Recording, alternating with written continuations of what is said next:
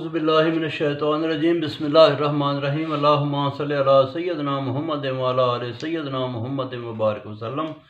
अच्छा जी, कुरान मजीद पारा नंबर 24 और सूरह ज़ुमर। तो इसका तर्जुमा देखते हैं। अल्लाह तबारक व तआला ने फरमाया, सबसे बड़ा जुल्म अल्लाह पर झूठ बांधना है।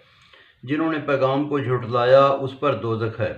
पैगाम लाने और मानने वाले मुत्तकी हैं, ये अच्छा बदला पाएंगे। बुराइयां दूर होंगी और औरों की बातें करते हैं, क्या अल्लाह काफ़ी नहीं?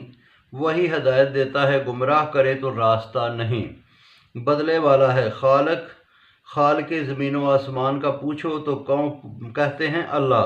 बोलो फिर उसके सिवा क्यों पूछते हो? वो माल के कुल है, भरोसा सिर्फ उसी पर है। कहो वक्त गुजारो, आगे देखना कौन आराम पाएगा और कौन अजाब पाएगा।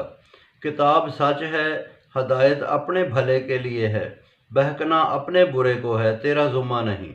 हकीक वक्त पर मरना और नींद ये भी अल्लाह की निशानियां हैं। बेख्तियार चीज़ों की सिफारिश न चलेगी, अल्लाह का अख्तियार है। ज़मीन व आसमान में उसी का राज है, उसी के पास लौटना है।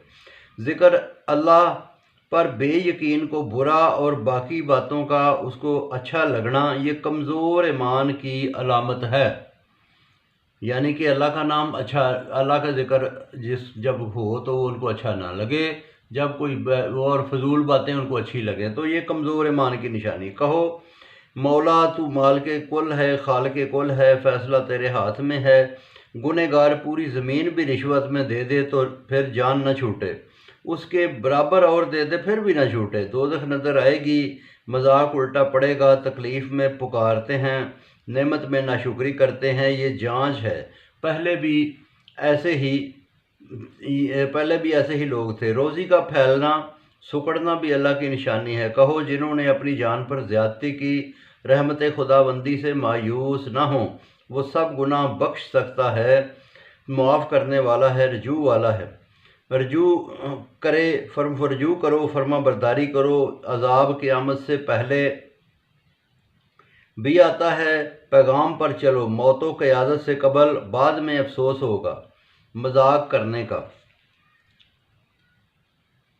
ये खुद को मुत्तकी लोग बताते हैं और अल्लाह पर ये इल्ज़ाम लगाते हैं कि ये हमें नेक नहीं करता। तमाम जुम्मा उन्हीं पर पड़ेगा।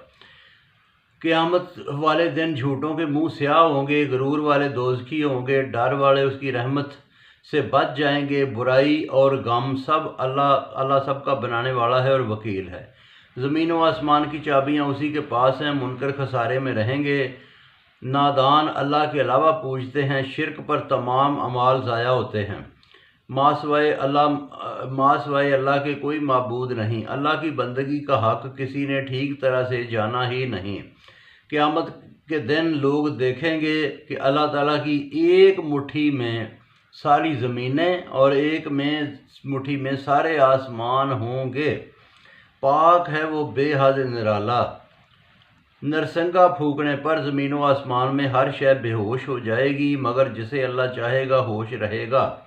दूसरी मर्तबा सूर फूंकने पर वो खड़े हो जाएंगे। ज़मीन नूर से चमकेगी, दफ्तर लाया जाएगा, पैगंबर गवाह बनकर आएंगे, इंसाफ पर फैसला होगा, बदला पूरा पूरा मिलेगा। मुनकर दोज़ख में ले जाए जाएंगे। दरोगा पूछेगा तुम्हारे पास रसूल ना आए थे? वो बोलेंगे कि आए थे, हमारी किस्मत ख़राब है, अब दोज़ख का हुक्म मिला है, बुरी जगह का। जन्नती जन्नत में जाएंगे तो दरोगा सलाम कहेगा, सदा रहने की खुशखबरी अल्हम्दुलिल्लाह कहेंगे, सच्चे वादे पर। यह अच्छा बदला है। अर्श के 360 फरिश्ते हैं, अल्लाह ताला की हम्दो सना बयान करते हैं। फ़ैसला इंसाफ का होगा, खूबियों वाले अल्लाह रब्बुल आलमीन की तरफ से। तो बहुत शुक्रिया जी, बाकी इंशाअल्लाह कल पढ़ेंगे।